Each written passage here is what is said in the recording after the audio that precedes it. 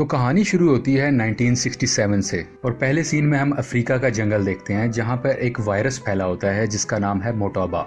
यहां पर हम देखते हैं कि कुछ डॉक्टर्स और साइंटिस्ट यहां पर आते हैं और मुतासिर हुए पेशेंट्स का ब्लड सैंपल लेते हुए देखते हैं और उसके बाद वो वापस चले जाते हैं। और कुछ ही देर में हम देखते हैं कि अमेरिकन आर्मी के जनरल्स एक हुक्म जारी करते हैं जिसमें वो कहते हैं कि इस गाँव पर बम गिराकर तबाह कर दिया जाए ताकि वायरस को आगे फैलने से रोक सकें।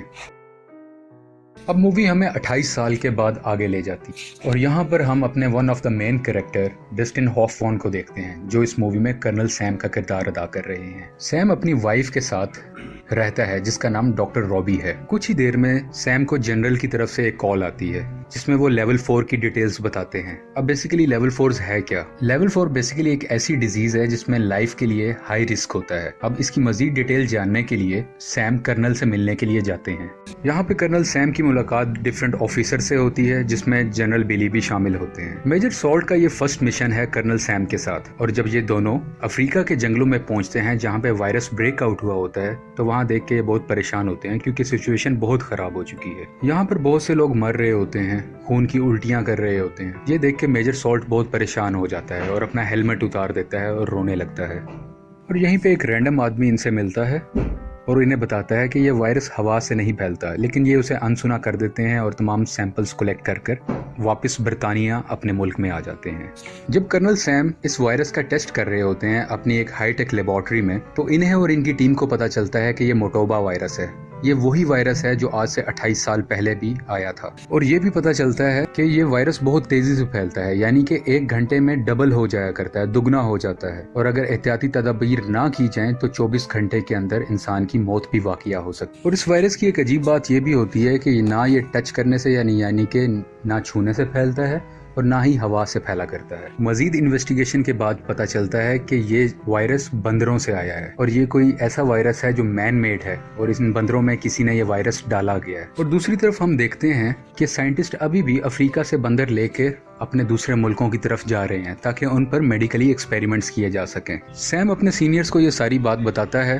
अगले सीन में हम देखते हैं कि सैम अपने सीनियर्स को कहता है कि ये बीमारी बंदरों से आई है और जानवरों की तमाम इंपोर्ट एक्सपोर्ट अफ्रीका से फौरी तौर पर बंद की जाए क्योंकि ये हाई रिस्क का मामला है। लेकिन सैम के सीनियर्स उसकी बात को इग्नोर कर देते हैं और बहुत ज्यादा सीरियस नहीं लेते। अब हम देखते हैं कि एक शख्स अफ्रीका के जंगलों से स्मगलिंग करके एक बंदर को कैलिफोर्निया लेके आता है और रास्ते में जब बंदर पानी पी रहा होता है तो वो पानी पीते हुए उस शख्स पर पानी की कुली कर देता है, यानी कि वो अपने मुंह से पानी उस शख्स पर फेंक देता है। ये जो बंदा इस बंदर की स्मगलिंग कर रहा होता है इसका नाम होता है जेम्स स्कॉट। जेम्स इस बंदर को बेचने के लिए एक एनिमल शॉप पे जाता है। जब वो बंदा इस बंदर को जांच रहा होता है तो बंदर अपने हाथ से खुरेद देता है जिसकी वजह से वो जख्मी हो जाता है और उसका थोड़ा सा खून भी आ जाता है।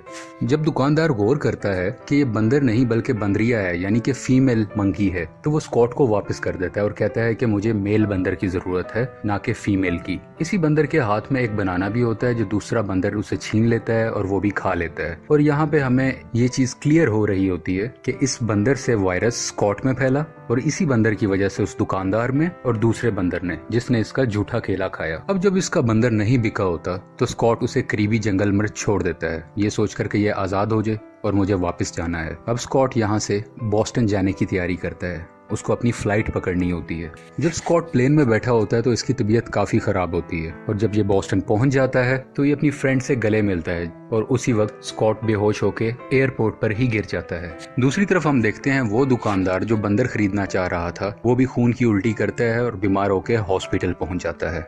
यहाँ पर एक लैब असिस्टेंट उस दुकानदार के खून का टेस्ट कर रहा होता है और इसी टेस्ट के दरमियान गलती से वो खून उसके चेहरे पर गिर जाता है और वो खुद को हॉस्पिटलाइज करवा लेता है क्योंकि वो सेंस रखता है और वो इस उम्मीद में रखता है कि वो जल्दी ठीक हो जाएगा। अगले सीन में हम रॉबी को देखते हैं जो कि कर्नल सैम की वाइफ है। ये पेशे से डॉक्टर होती है। जब रॉबी को स्कॉट के बारे में पता चलता है तो वो फौरन उससे मिलने के लिए जाती हैं, लेकिन जब तक वो पहुंचती हैं तो स्कॉट की डेथ हो चुकी होती है। और रॉबी जब स्कॉट का पोस्टमार्टम करती है तो उसके जिस्म के तमाम अंदरूनी हिस्से ऑलमोस्ट पानी से भर जाते हैं। उसने ऐसा केस पहले कभी नहीं देखा होता और वो ये बात अपने हस्बैंड सैम से भी शेयर करती है। रॉबी ये भी बताती है अगर ऐसा ही केस 24 घंटे में दोबारा आया तो हम हाई अलर्ट इशू कर देंगे। अब हम ये देखते हैं कि वही लेबोरेटरी वाला असिस्टेंट अपनी फ्रेंड के साथ सिनेमा में मूवी देखने के लिए जाता है। वहाँ पर इसकी तबीयत थोड़ी सी खराब होती है और वो जोर जोर से खांसने लगता है, जिसकी वजह से वायरस दूसरे लोगों तक पहुँचने लगता है। लेकिन इसे इस चीज़ का रियलाइजेशन बिल्कुल भी नहीं होती। वो इसे एक नॉर्मल कफ समझ रहा होता है अब तक।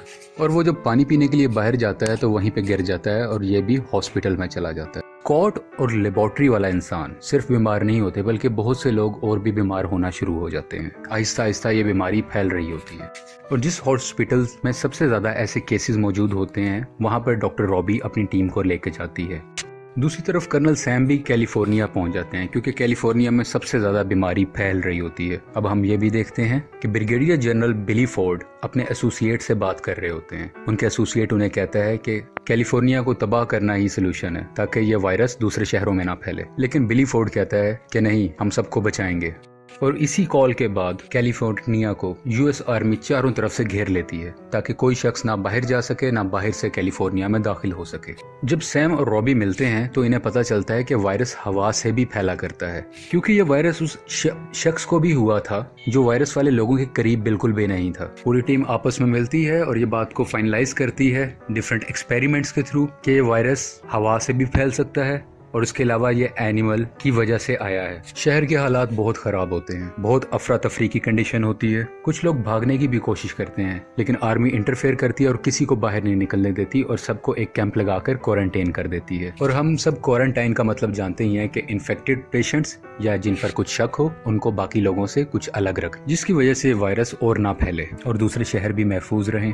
अब हम देखते हैं कि रॉबी इन्फेक्टेड स्टोर में जाती है। ये इन्फेक्टेड स्टोर वही है जहाँ पर कुछ इन्फेक्टेड एनिमल्स पाए जाते हैं। वो वहाँ से उस इन्फेक्टेड बंदर को लेके आती है और उसका चेकअप करती है। चेकअप के बाद ये सामने आता है कि उस बंदर के जिस्म के अंदर एंटीबॉडीज नहीं है जो वायरस को एक्सेप्ट कर सकें। इस वबा से बचने के लिए जनरल बिली फोर्ड E1101 सीरम का इंतखाब करते हैं, क्योंकि ये वही सीरम होता है जो आज से 28 साल पहले भी दिया गया था, क्योंकि ये बीमारी एक दफा पहले भी आ चुकी है। लेकिन पेशेंट पे कोई फर्क नहीं पड़ रहा होता, शायद ये वायरस पहले से मजबूत होके आया है।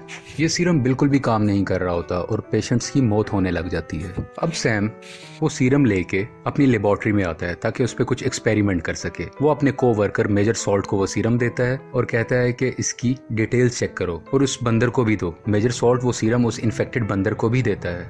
दूसरी तरफ हम देखते हैं कि यूएस आर्मी अपने लोगों को कहती है कि अगर आपको फ्लू, खांसी, जुकाम, नज़ला ऐसा कुछ भी है और अगर आपको शक है कि आप बीमार हो सकते हैं तो अपने घर के दरवाजे के बाहर एक सफ़ेद कपड़ा लगाएं। इस सफ़ेद कपड़े की वजह से यूएस आर्मी आती है और इन्फेक्टेड लोगों को अपने साथ ले जाती है ताकि उनका इलाज कर सके। मीडिया भी मुकम्मल तरीके से इन सब वाकयात की रिपोर्टिंग कर रहा होता है। दूसरी तरफ कर्नल सैम का साथी केसी लैब में एक्सपेरिमेंट प्रेसिडेंट एक मीटिंग कर रहे होते हैं और इसी मीटिंग के दरमियान वो जनरल जो बिली को कह रहा था कि हम कैलिफोर्निया को तबाह कर देते हैं वो यहाँ पे मौजूद होता है और वही जनरल प्रेसिडेंट से कैलिफोर्निया को तबाह करने की इजाजत ले लेता है। यानी कि अब हुकूमत और उसकी वाइफ रॉबी आपस में बात कर रहे होते हैं और उनकी नजर एकदम बंदर पर जाती है जो बिल्कुल एक्टिव होके खड़ा होता है और खेल कूद रहा होता है। वो इसे देख के बहुत खुश होते हैं और थोड़े से एक्सपेरिमेंट के बाद ये बात जानते हैं कि ये सीरम E1101 जिस बंदर को दिया था ये इस बीमारी की एंटीडोट है। ये वही सीरम था जो अफ्रीका के लोगों को ठीक करने के लिए बनाया गया था। लेकिन कैलिफोर्निया में ये वायरस बहुत लेवल तक फैल चुका है, इसलिए यहाँ पे ये बहुत लोगों पर असर नहीं कर रहा। ये एंटीडोट बिल्कुल काम नहीं आ रही, जिसकी वजह से लोगों की मौत वाक़या हो रही है।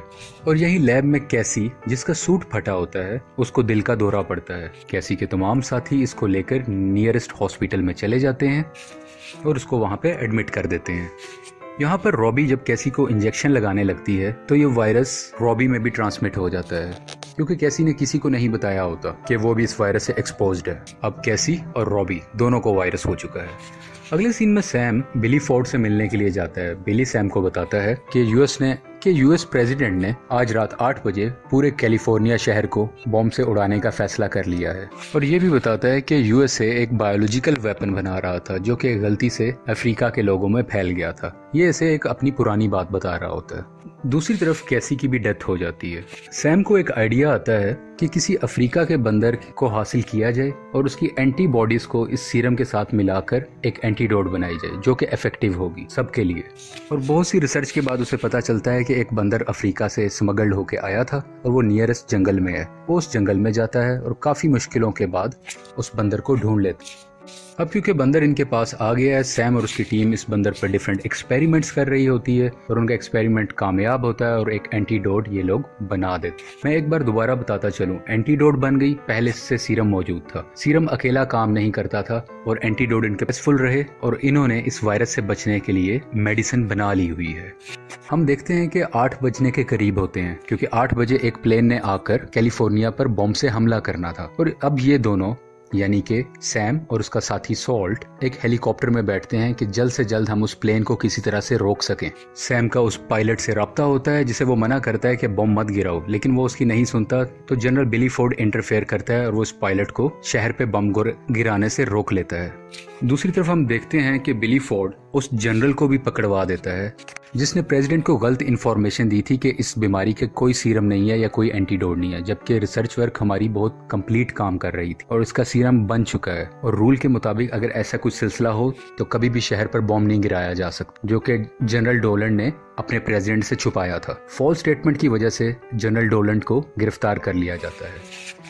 इस वायरस से बचने की मेडिसिन को कमर्शियली बनाया जाता है और लोगों में डिस्ट्रीब्यूट किया जाता है और जितने भी इन्फेक्टेड लोग हैं वो सब आहिस्ता आहिस्ता ठीक होने लग जाते हैं और सब लोगों में जिंदगी की उम्मीद दोबारा से आ जाती है और यहीं पे ये मूवी खत्म हो जाती है। आपको ये मूवी कैसी लगी प्लीज़ लाइक, शेयर और सब्सक्राइब करें और आप हमारी मज़ीद वीडियोस भी देख सकते हैं।